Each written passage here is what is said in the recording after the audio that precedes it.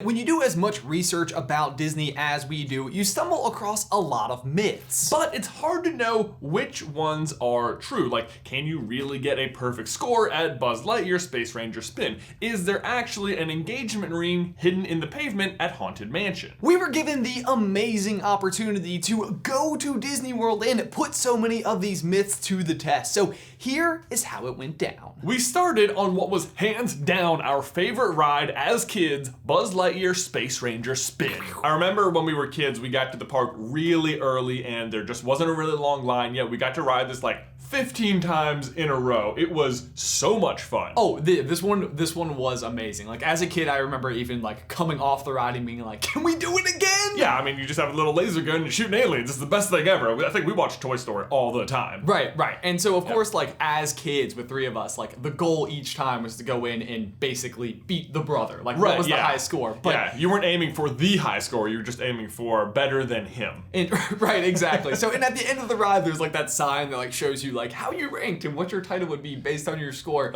As far as I was concerned, the perfect score was literally unattainable. Right, like that was like reserved for actual Buzz Lightyear, but you were not as good as Buzz Lightyear, so you couldn't get it. No, of course not. Right, but we have read that there are specific targets you should be aiming for. So when we went back down this time, we had a little extra strategy going on. After our first pass through, I think we had a score of almost 800,000. Yeah, it was like high 750s or something. Right, it was really like a solid score, but it wasn't a perfect score, and I think it was just enough to let us know like, oh, this is doable. We can do it. Yeah, so we did it a few more times, and we could not even get close to our original score again. It was like, oh, we're just getting worse.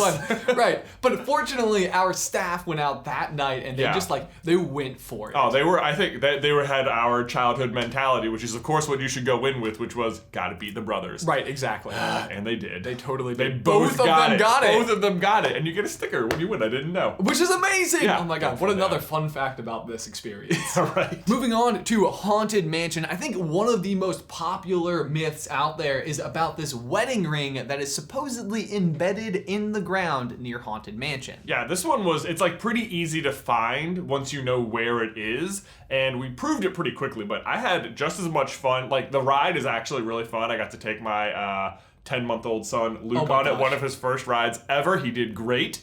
But I had so much fun just on like the exterior of the whole thing. That's the thing, yeah. Like we studied like the movies so much, but like when it comes to these rides and attractions, there is just as much detail packed into them. Yeah, so like one of the crazy things I don't think we made it into our main video was that it, like, the landscaping there doesn't look like well maintained, and actually it's highly maintained to look unmaintained. Exactly. It's like so really weird. Like I think the fun fact they were telling us is that they actually use like shears to cut the grass so that it looks uneven. Right, yeah, that was crazy to me. And then like it's so fun that there's just all this mystery around the outside. Like there was all those chess pieces on the top, and they're like, are they chess pieces? We don't know. The guy who made them has said yes and said no. Right. Yeah. So it becomes this like fascinating mystery. And even just like beyond that, even just standing in line for Haunted Mansion, they incorporated so many things for you to do. Oh yeah, you can like play with all the instruments and they'll make the sounds. But definitely my favorite part was the little barnacles. Like if you touch them, they'll spray water at your friends or you if you're standing in the wrong spot, which is what happened to me.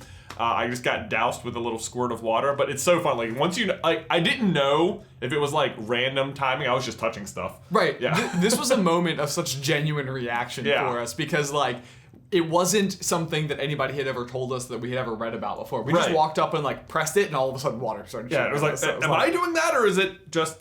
Oh, I get it. Fun. Right. And then I wanted to press all of them. Right, which we did. And so a lot of them do stuff, so touch all the barnacles. Yes. Yeah. Is there anything else you learned while we were down there that you thought was just like super cool or fun and interactive or that you didn't know about? Absolutely. Like actually just leaving Haunted Mansion and kind of walking through the Kingdom of Corona. There's this like fun little courtyard just off to the side with this like mini game that you can play. Yeah, right. It's got Pascal, like the little chameleon from Tangled, and there are I think 12 of them just hiding. Right, they're just like foliage. Camouflaged in. Right, and it was such like a cool little thing. It would be such a fun pause to kind of like stop there and like just you and your family kind of go through and try to spot them all. Yeah, actually, while we were playing that game trying to find them, and I don't think I did find them all, I did find actually a hidden Mickey on one of the rocks in that area, and I was like, oh my god, like I totally found it naturally. Right, which is really fun. Like that moment of discovery is so great. And that's another one of those things that we're constantly on the lookout for is the hidden Mickeys and like how they can like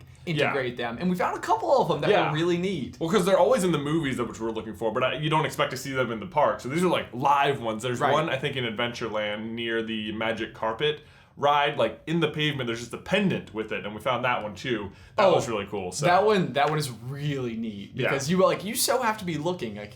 It's such a small detail. Right. It's totally there. Yeah. But guys, we have to give a huge thank you to Disney for bringing us down and letting us explore the park and put all these myths to the test. Yeah, it was super fun. And if you want to see even more of the myths we put to the test, make sure you head over to our YouTube channel at youtube.com/SuperCarlinBrothers, where we upload Disney and fandom theories every Tuesday and Thursday. But guys, that's all we have for you today. We will see you next time. Bye.